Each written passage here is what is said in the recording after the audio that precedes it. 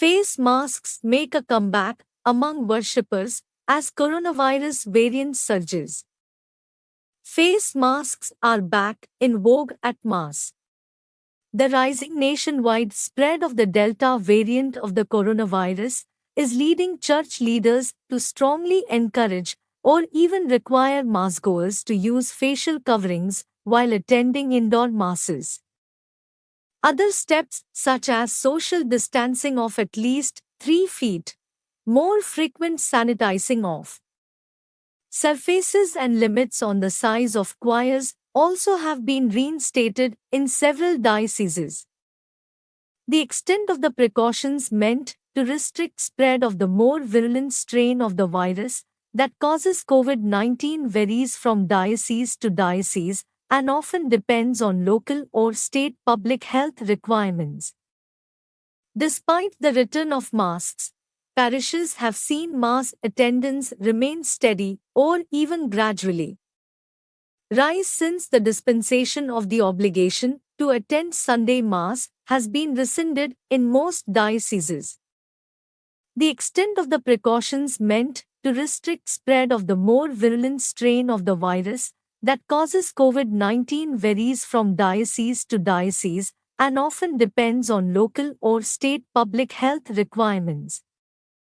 Despite the return of masks, parishes have seen mass attendance remain steady or even gradually rise since the dispensation of the obligation to attend Sunday Mass has been rescinded in most dioceses.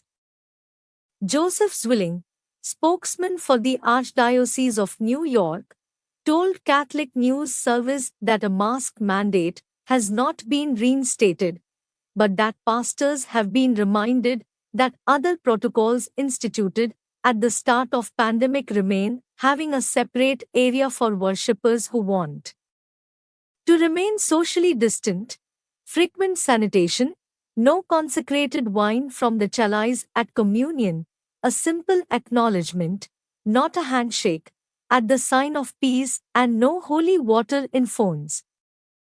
Anecdotally, we continue to hear that mass attendance is rising each week at our parishes.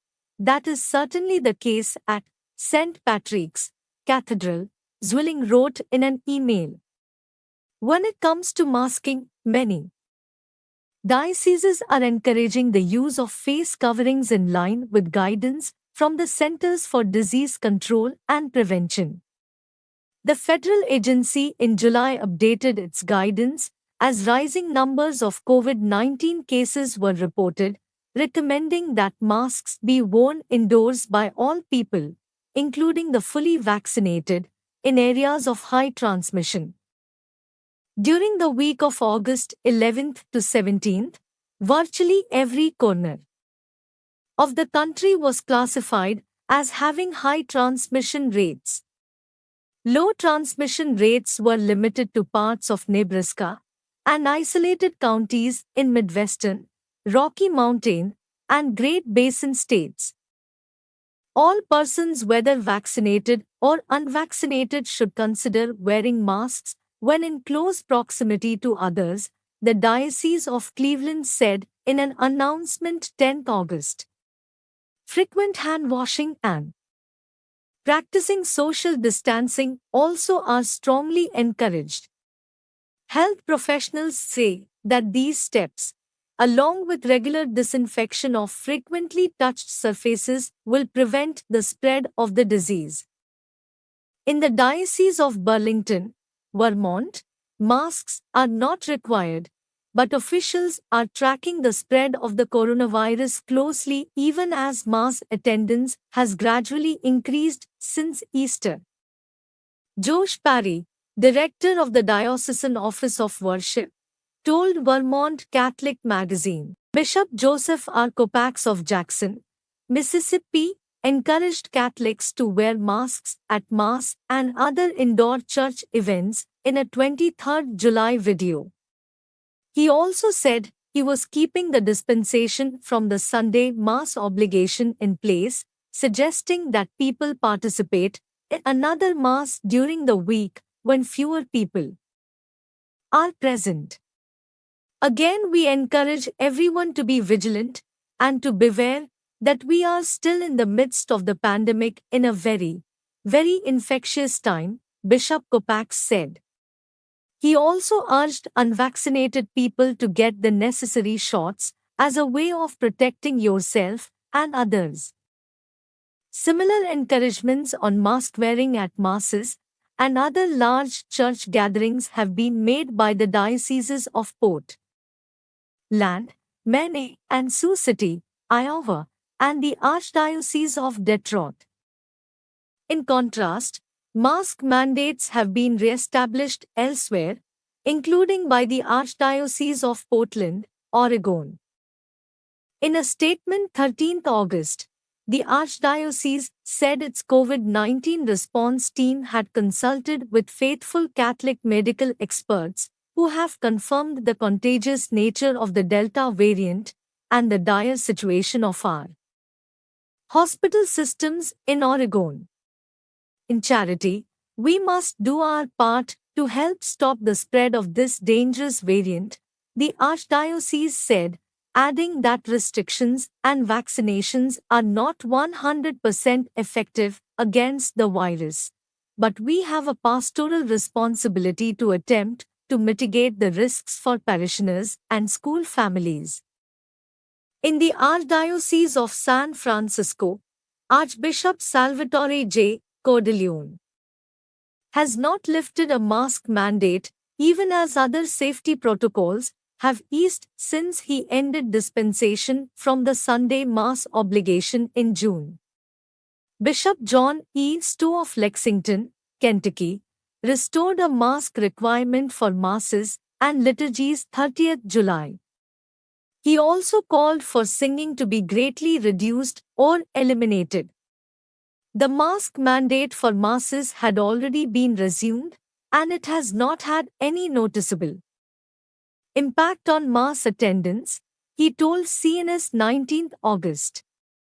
Some parishes have designated areas of the church for social distancing, and they are being used. There was some, but not a lot, of grumbling about the return to mask wearing.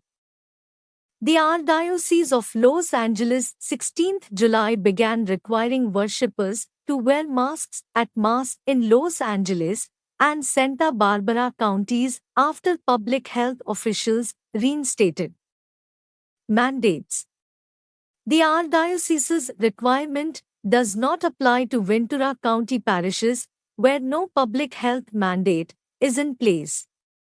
Parishes in the cities of Washington and Chicago also began requiring massgoers to wear masks in late July as local health officials reinstated mandatory mask wearing for all indoors events and at workplaces.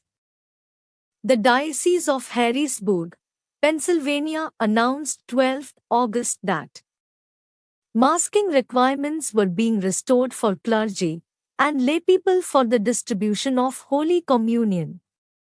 Ushers and greeters, when exercising their service, also are covered by the decision. Parishioners are exempt from the mandate, however. Still, the diocese strongly encouraged parishioners to make a responsible decision about the use of masks and vaccination. One place where the dispensation from in-person mass attendance remains in place is in the Diocese of Dallas.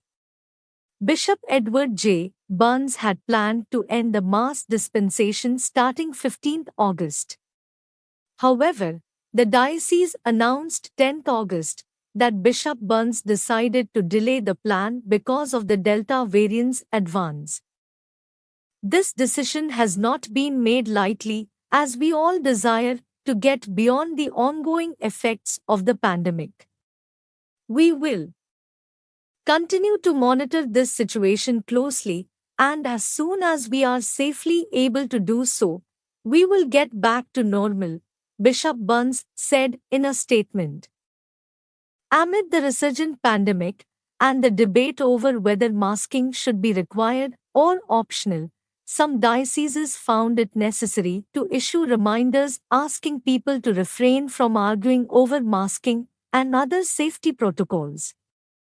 Everyone is reminded to show kindness and respect to one another, especially those who may be taking an approach different from their own, the Cleveland Diocese's announcement said. Individuals and families, it said, must decide for themselves how best to respond to the current situation, taking into consideration information from credible health authorities while following our Lord's command, as I have loved you, so you should love one another.